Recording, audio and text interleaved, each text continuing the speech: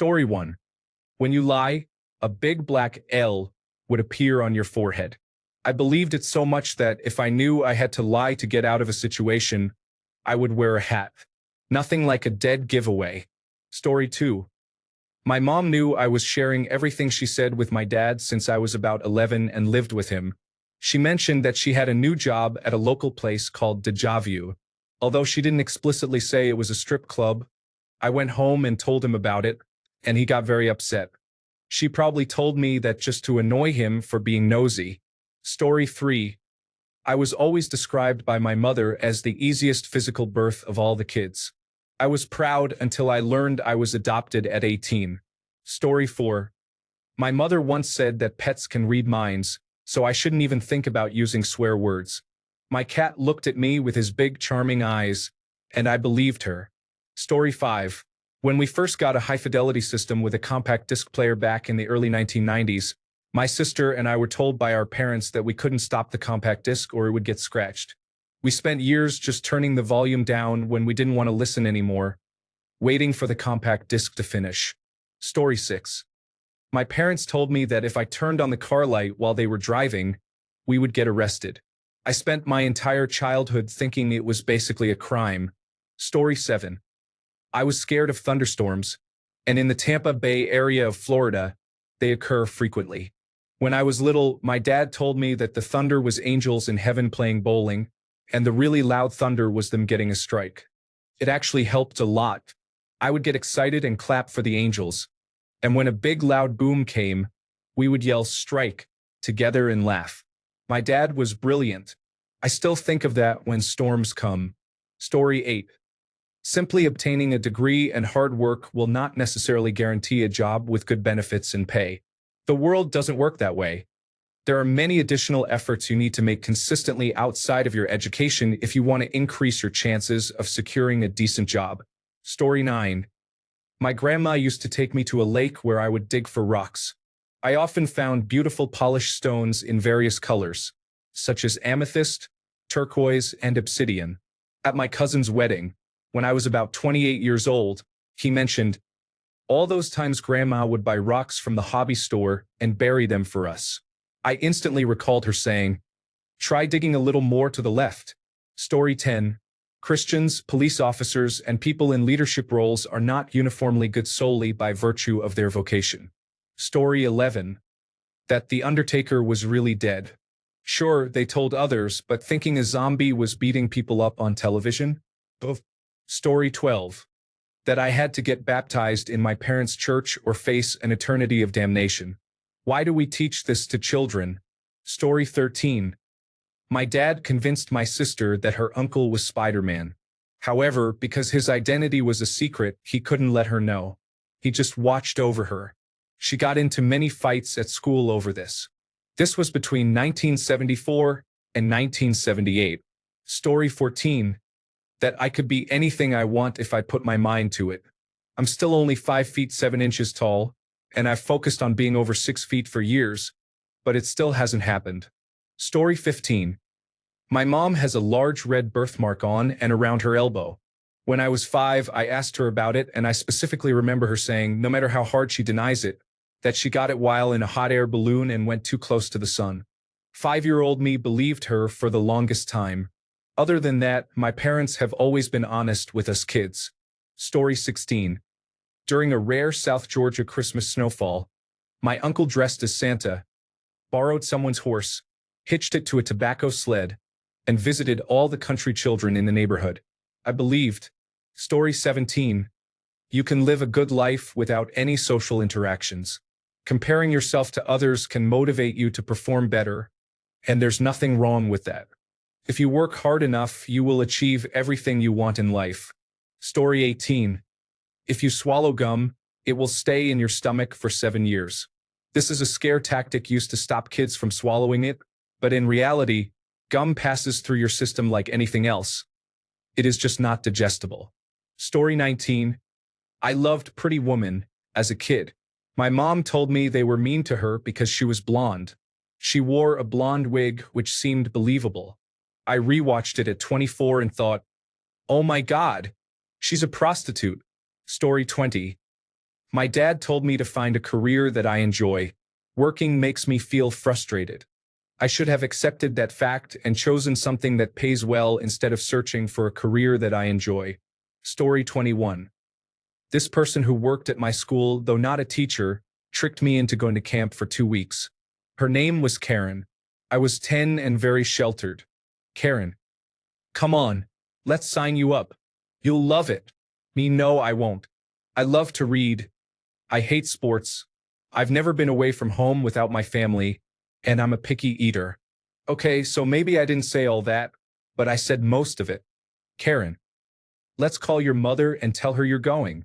Me, I am not going. Karen. It will be good for you to broaden your horizons. Me. I'm not going. Karen. We'll put your best friend in the same cabin. I finally agreed to go. My best friend and I took the bus to camp. Not only was she not in my cabin, but I never saw her again until it was time to go home. That should have been my first lesson about the quality of our friendship, but I digress. I am 53 years old, and I still remember that lie burning a hole in my soul. My parents never lied to us, and I am so grateful. Story 22. We had a 1962 Chevy station wagon with an automatic rear window. They were new to us, so we asked Dad how it worked. Instead of saying, "There's a button" or "It's magic," he told us elves lived in the window well and rolled it up and down. We were quite concerned about their welfare, so we poured milk and jam down the window slot to feed them.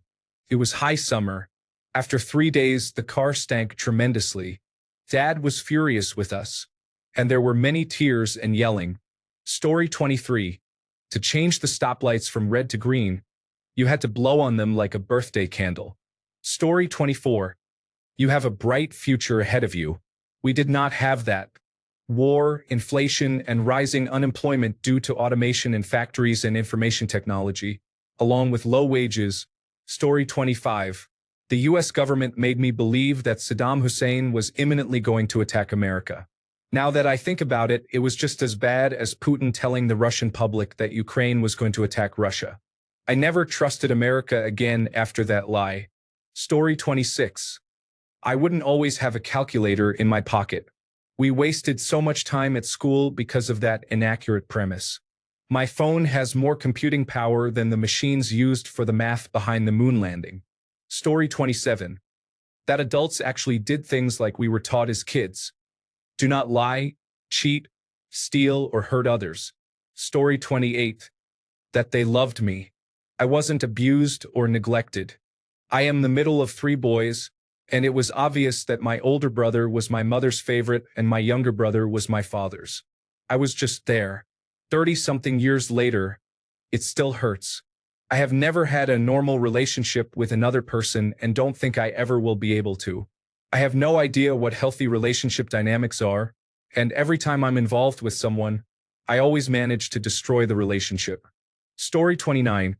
I was a very picky eater as a child and wore thick glasses. So my dad told me that eating all my carrots would help improve my night vision, which was poor. I didn't realize it was just World War II propaganda and truly believed that the vitamins in carrots would somehow enhance my vision, so I ate them all the time. I've often wondered if my history buff dad knew it was propaganda and repeated it just to get me to eat my vegetables, or if he had been told the same by his parents, never questioned it, and was repeating it as if it were fact. Story 30. Growing up is fun. I am 17 and I want to go back to when my biggest concern was what episode of SpongeBob I would watch. Story 31. Every high school teacher who said that college professors would not accept anything less than perfect. Meanwhile, college instructors are some of the least serious educators you can have, even less strict than any high school teacher. Story 32. The haircut popularized by punk rockers cost $1 million, which is why many punk kids were very poor and wore tattered clothes. That's why I couldn't have one. We couldn't afford it. Story 33. There is a God. That really messed up my life for decades. It should be illegal to inflict religion on children. Story 34. People will constantly make fun of and demean you in the real world. If we make fun of you, it's just to prepare you. I don't think I've ever met a person who intentionally brings someone down. Story 35. If I just told them the truth, they wouldn't be angry. I was afraid of them because they were angry regardless, especially my mother. Story 36. When I was little, my dad told me that if I pressed the eject button on the car's dashboard while driving, the whole car would eject like a fighter jet. I spent years terrified of accidentally launching my family into the sky. Story 37. If you make your eyes go funny while the weather changes, your eyes will stay like that permanently. Story 38. Adults had plans and knew what they were doing all the time. In the world of work, it is mostly guesswork. Once you have a child, you realize that parenting is just making it up as you go along. Story 39. My parents used to say that you can tell if someone is really asleep because their eyes move around a lot while they are dreaming. Needless to say, they always knew I was faking sleep because my eyes were darting around behind my eyelids. Story 40. My dad told me the story of Cujo, the courageous Saint Bernard dog that saved a family from wolves with rabies. Many years later, I watched that movie. Story 41. Adults have more answers about life than teenagers. They don't have more answers. They have just become better at navigating conversations. Story 42. My parents stopped lying to me and started to tell the truth. My high-functioning autistic mind, along with attention deficit hyperactivity disorder, would ask so many questions. They told me the truth because it was simple and easy to understand. I agreed.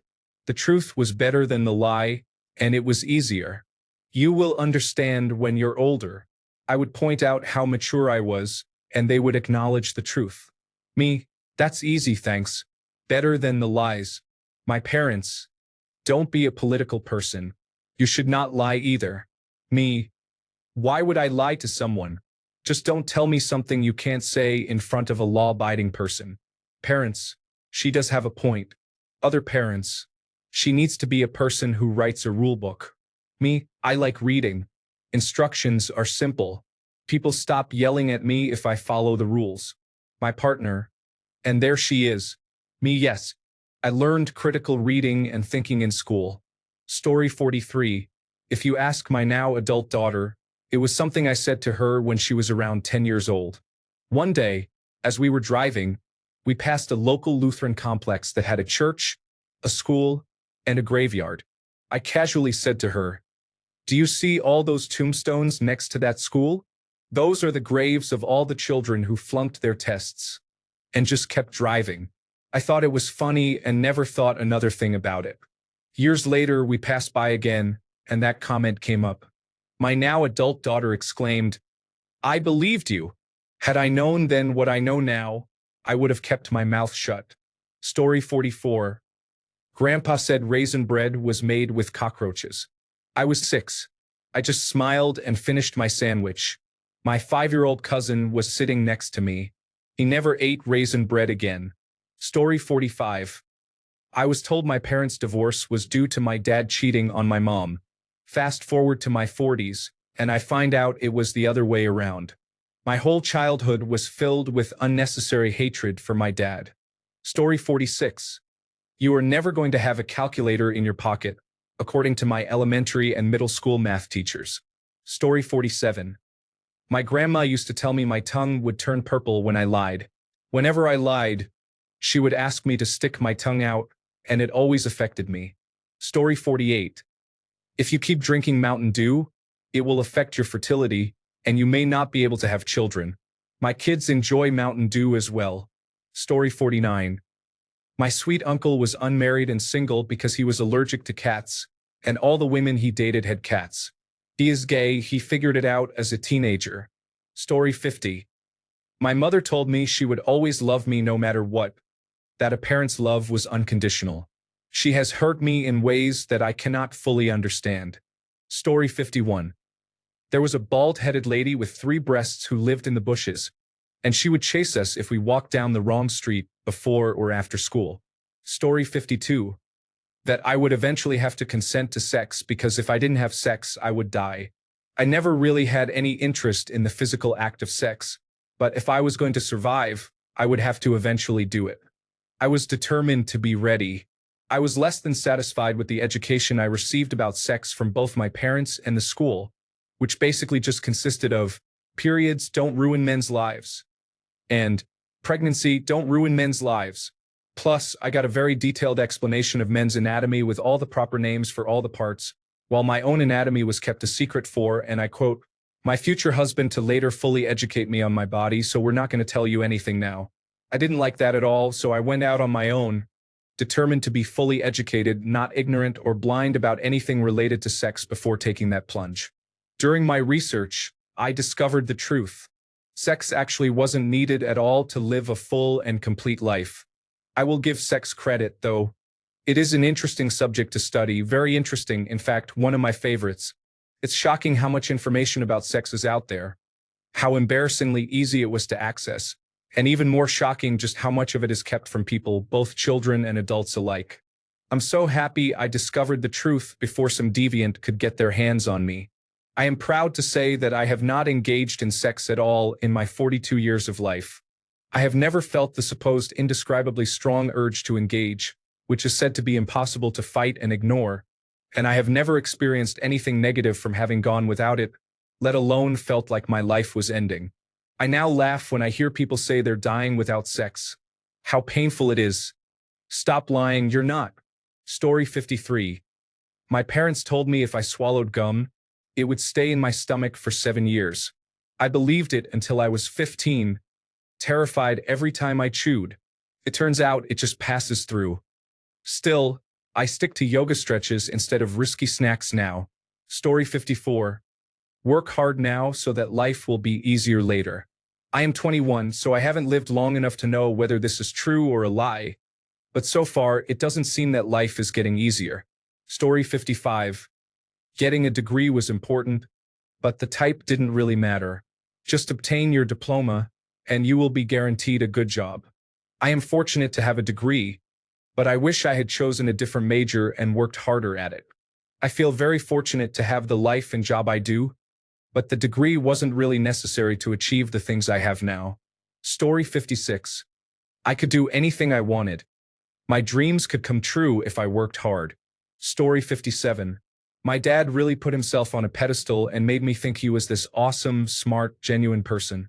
Fast forward to adulthood. I have no contact with him. He cheats on his partner, as he refers to her when he is trying to get laid, and has given her a black eye, yet they are still together, constantly fighting. My dad remains a chronic cheater. Somehow, I am considered the crazy one for calling him out to everyone, including my grandmother. He claims I lie and that I am a junkie. I smoke cannabis and have only ever smoked cannabis. He said this when we lived in Vermont, where cannabis is legal.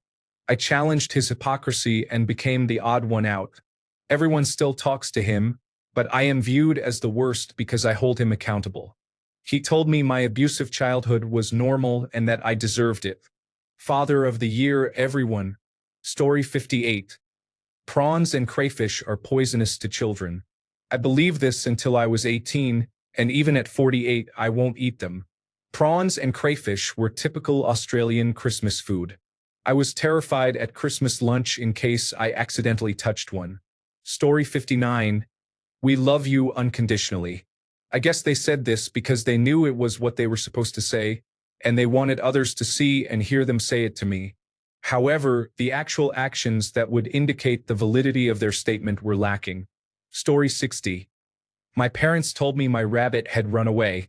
It was a common childhood lie, but I believed it. The day after my rabbit ran away, my sister passed away. As an adult, I brought this up, and they assured me that my rabbit had indeed died. We just found my sister's rabbit. Otherwise, it would have run away too. Story 61. Not a lie, but a scam. I was a scout when I was 9. I had to sell calendars in my neighborhood to finance a small humanitarian party. A man, about 40 years old, bought a calendar from me for €5 with a banknote he had rolled up. When I unrolled the bill at home, I discovered it had been cut in two. It still frustrates me when I think about it. Story 62. Studying well will help you secure a good job in the future. I have a bachelor's degree, but I have been unemployed for 3 years now, as even call centers won't hire me for having a beard. Unless you are an exceptional student with numerous connections, studying hard for something you love may lead to disappointment, as reality can be much harsher than the promises you once believed in. Story 63. My mom watched me eat a seed from a bell pepper and then told me it was poisonous. Several hours later, I was scared I was going to die, and she said she was kidding. Story 64. Santa Claus in contemporary popular culture is often seen as the resurrected physical form of Saint Nicholas.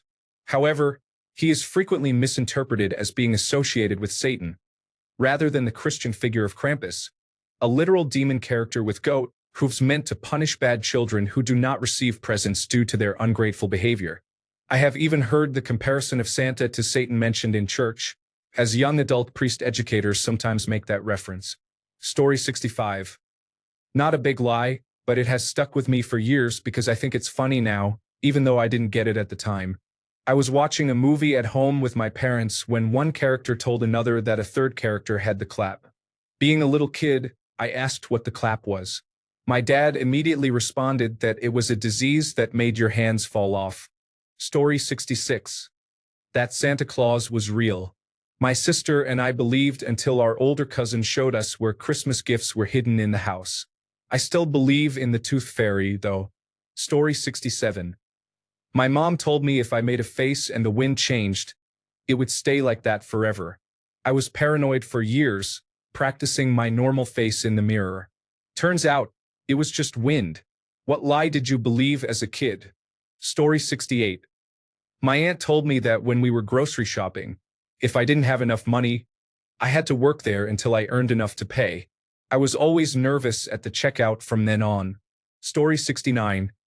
Joseph Smith found golden plates on Hill Cumorah, spoke with God and Jesus, and restored true Christianity. Story 70. When I was young, my parents always told me how proud they were of me. Now that I am an adult in my late 40s, I rarely hear those words. Even when I do hear them, I tend to believe they are insincere. They only say it to appease me so they feel better about themselves. Story 71. When I was a kid, my mom always told me that Santa wouldn't come if I stayed up all night. I don't really believe that now at my age. Story 72. I was told repeatedly that I didn't matter and was made to feel unimportant while growing up. Took a long time, but I proved them wrong. Story 73. All I had to do was work hard, and I would be rewarded. I would be able to have a home and a car. I worked hard, and all I got was burnout. Story 74. The car would break down if I played my favorite song again. To be fair, I would make them play the same song the entire drive. Story 75. I'm not sure if my mom intended for me to believe this, but I truly thought that if I got a splinter and didn't let an adult remove it, which hurt, it would always become infected and I'd have to get the limb amputated. She knew a woman who lost a finger this way and told me about it when I was little. I was a full-grown adult when I learned that, in some cases, the body simply absorbs or calcifies tiny foreign objects, allowing them to remain inside without causing harm. Story 76. While not technically a lie, I was a teenager when I learned that the phrase "don't drink and drive" was only referring to alcohol. There were numerous times as a child I scolded my parents for drinking soda or water while driving. I felt so foolish that it was never explained to me what it actually meant. Story 77. My parents told me they could see everything and had eyes in the back of their heads so my sibling and I would behave when they were around. The thought scared me and I believed it. Story 78. I told my kids I wrote the song Jump, performed by Van Halen. The lie took hold for a long time and was so innocuous that it was believable. I got 10 to 12 years out of a fib that had no reason to be fact-checked. Story 79. Those sweatpants don't look good in public. It turns out that most people don't really care about that kind of thing unless they are extremely insecure. Story 80. My dad told me when I was a kid that your reflection appearing upside down in a spoon is related to the moon. I think we had just talked about tides, so it made sense to me. I was in my 30s before I realized he was joking. I asked him about it, and he didn't even remember telling me that. Story 81. That's the TV when we heard Dad's girlfriend in the background during a call. He was a Canadian working for Bell in California around 1999. Story 82. My mom said the car wouldn't start unless we were all properly buckled in. She said it was a safety feature. I know the truth now. but I automatically put my seatbelt on in any car I enter. Story 83. I don't know about my parents, but I tell some exaggerations to my kids. People don't lick each other. Nothing goes inside butts. Story 84. That I was too sensitive, just like my father, who had mental health and addiction issues and took his own life. It took decades of abusive relationships to learn I was not too sensitive. It took a lifetime of raising children and surviving to realize I was not like my dad. Story 85. If the car ran out of gas, my brother and I would have to push it all the way home on the highway. We would always panic and ask our parents to go to the gas station when the fuel level was low. Story 86. There's a beach resort in the Great Lakes where we have vacationed every year of my life. My mom told my brothers and me a story about how our family was part of a legend involving our grandfather, who stole some treasure from pirates but shipwrecked and had to bury the treasure in the woods on the beach resort property. One day, we would be able to hunt for it and find it. I told my friends about how my family was part of this legend and genuinely thought I was the coolest kid ever until I was in second grade and realized it wasn't true. It was honestly worse than learning that Santa Claus wasn't real. To this day, she doesn't know why she made it up. She just thought it was funny, I guess. Story 87. My mom told my sister and me that she was a Grammy award-winning singer. All of her trophies were in the attic. We never saw them because she knew we wouldn't go in there. We told all our friends. When I was older, I thought, how could someone with a terrible singing voice win Grammys? I was devastated when the truth came out. Story 88. As soon as you get married, your meal turns into a baby in your tummy as a wedding gift from God. If I eat too much, I will turn into a balloon and fly off the earth, floating around in an endless void. Ingesting any kind of seed would result in me turning into a tree. Santa doesn't come to our country because it's too hot for him here. Story 89. If you urinate in the pool, it will turn red, and everyone will know you did it. The owners will ask you to leave. Story 90. Jesus died for my sins. God is a fairy tale meant to control the masses of people who cannot control their own morality. Story 91. My direct ancestor invented the wheel. When I asked my dad about our ancestry for school, the teacher found it amusing. Story 92. In 15 years, my kids will say that when they lie, their ears turn red. They cover them up when they want to lie. Story 93. In the Netherlands, we are told as children about a holy man named Sinterklaas, the spiritual forefather of Santa Claus. He is said to be 300 years old and has a helper named Pete. In the past, Pete was often depicted in blackface, but this portrayal has mostly changed due to cultural discussions. However, some people still support the traditional representation. Sinterklaas has a long white beard, a pointy red bishop's hat, a long red robe, and a golden staff.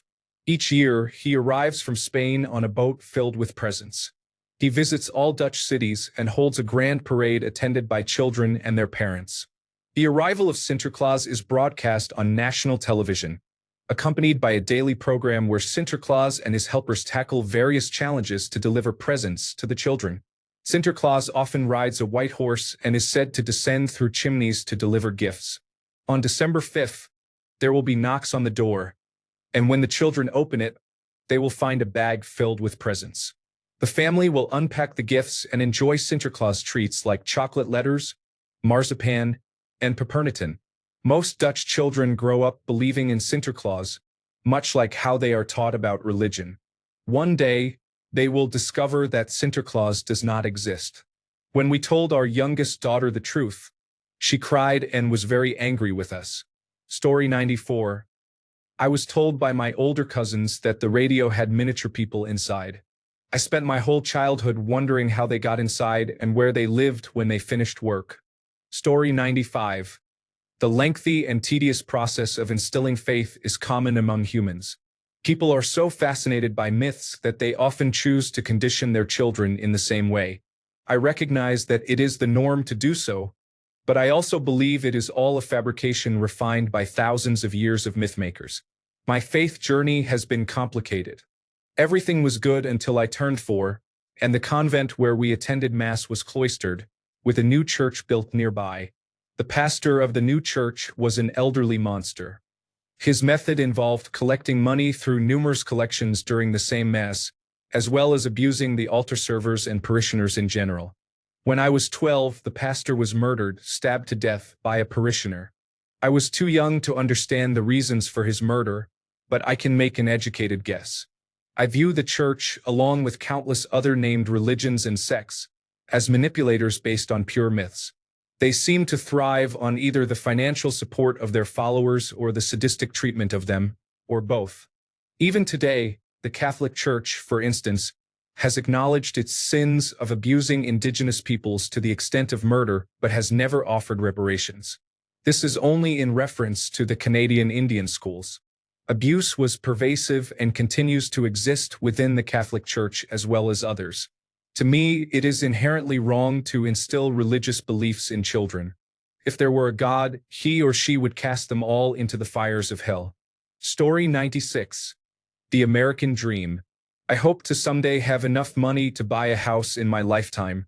I believed I needed to obtain a degree, or else I would be poor. Spoiler: I have a degree and am still struggling financially. Story 97. Not me, but a friend with kids the same age as ours would constantly tell terrifying stories to keep their children in line. For example, "Don't go swimming. The big fish will bite off your toes." Those children grew up to be fearful adults, and one developed an eating disorder. Story 98.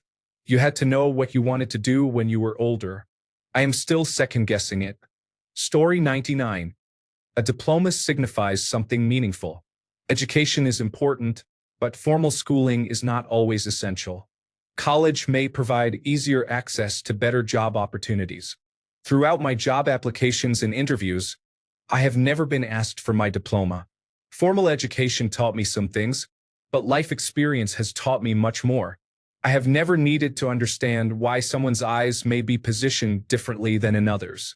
Regarding college, I know many individuals without degrees earning significantly more than those with degrees. Conversely, I also know many degree holders working in jobs that do not require a degree because they are unable to secure positions that do require one. Story 100. 4, 6, 8, 18, and 42 are very bad numbers. I used to believe in all that until I turned 16. My father believed in numerology, which I now consider foolish, and made others believe in it as well.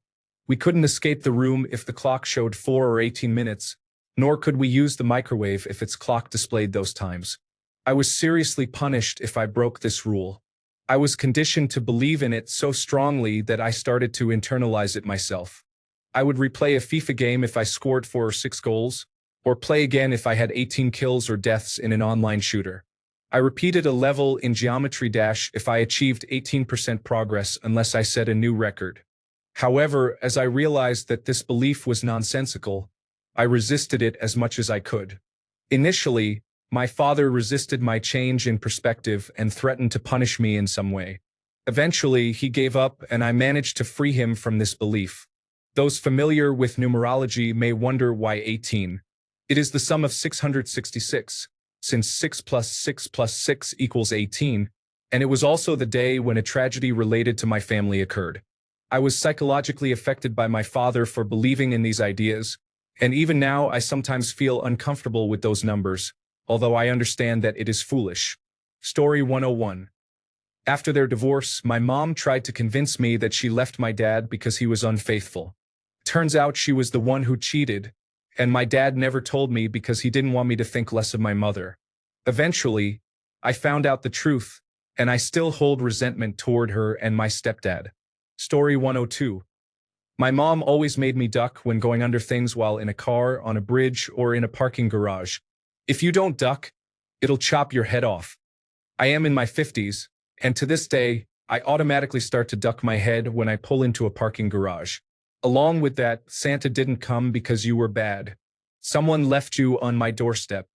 Your dad was killed driving recklessly.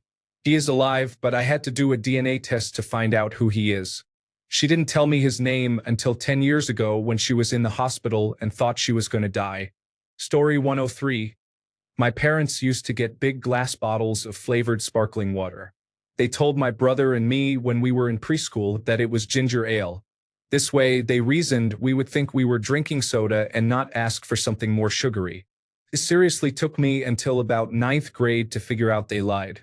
I do drink soda on occasion, including actual ginger ale, but I still love flavored sparkling water and drink it nearly every day. Story 104.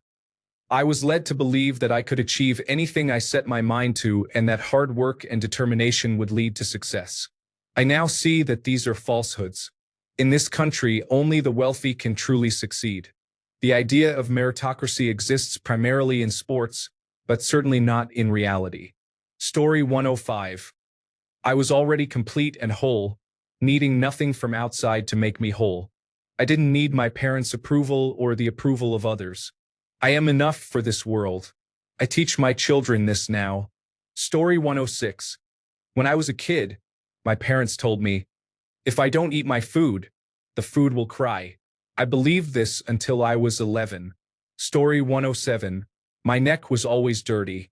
In my country, children wear uniforms from kindergarten to high school. All those years, I wore a colored blouse, and being exposed to the sun daily gave me a permanent tan from my face to my neck at the collar and the V where the button stops. For years, she told me to scrub my neck because I wasn't showering properly and my neck was always dirty. It was just a permanent tan from the same style of clothes exposed to the sun for over 15 years. Story 108. Christmas came and went, and once again we didn't receive any presents. I asked my father why.